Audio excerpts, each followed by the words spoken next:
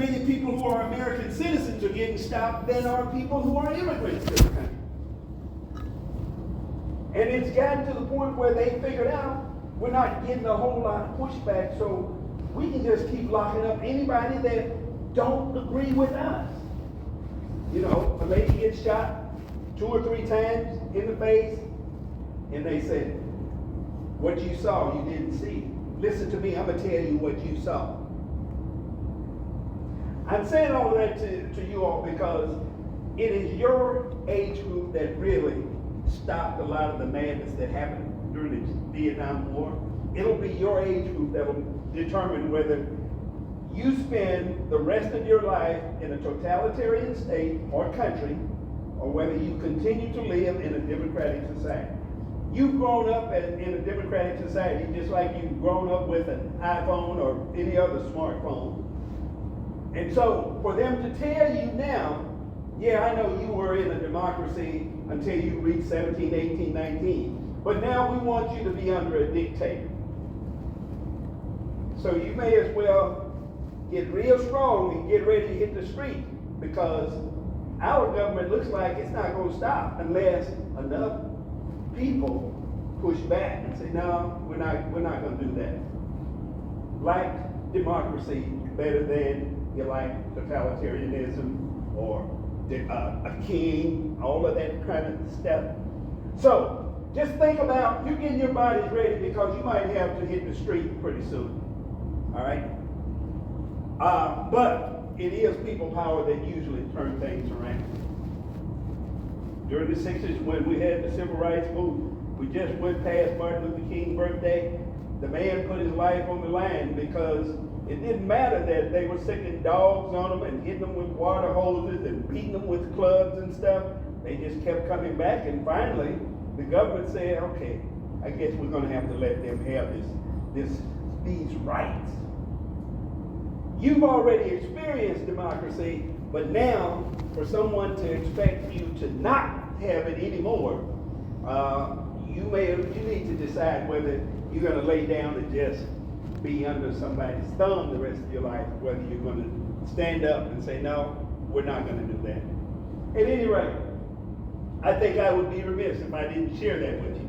Some of you might be on top of it already anyway, but it will affect you.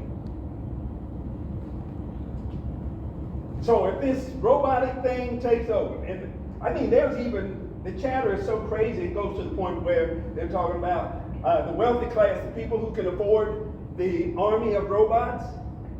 One day they may just turn that army of robots on everybody that's not in their class of humans in terms of wealth. All of you all, we don't need you anymore because the robots do everything you do, and I don't have to fight with the robots. I don't have to pay medical for the robots. Keep your eyes open, folks. Don't fall asleep at the wheel and let things happen, because it's kind of gradual. They don't want to spring this thing on you really quick. You know, like here's a gradual thing. It used to be in San Francisco, you could jump in a Lyft or an Uber car, you had a real person sitting in the seat driving the car. Well, they rolled out the driverless car gradually, and people just jump in the driverless car, and the human being is no longer there, and it's like, okay, this is the way it is.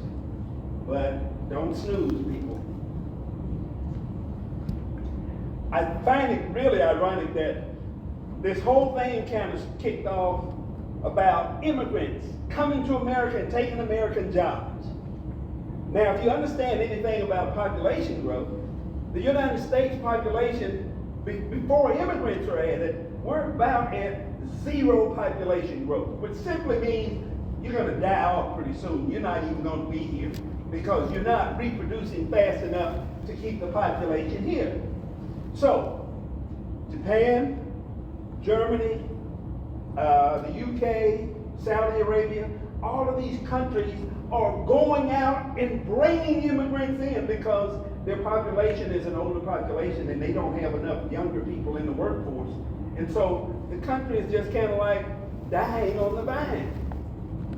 They're bringing immigrants in. So it seems like to me that our thing is, well, let's use the immigrants as a scapegoat. Hitler used the Jews.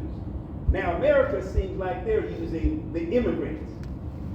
Even though we're at a zero population growth, even though at some point somebody in government is going to say, hey, we need these immigrants. But not right now, because right now they're a convenient scapegoat. Because who are you going to blame when all of the robots take the human jobs and the robots are not immigrants? You were distracted just long enough for the robots to take over.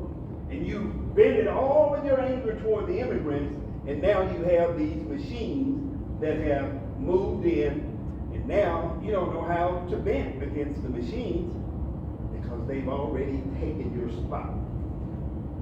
Okay, sorry about the sidebar, but I won't do that to you too much this semester.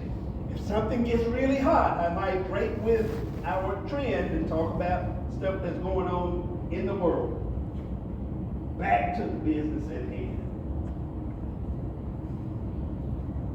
So, back in the day, folks, when you were in high school, you may have had a classmate that went by you and said something to the effect, what are you getting in PE?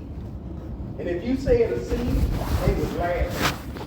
It's like, you gotta be kidding. All you gotta do is dress out and take a shower and you get an A.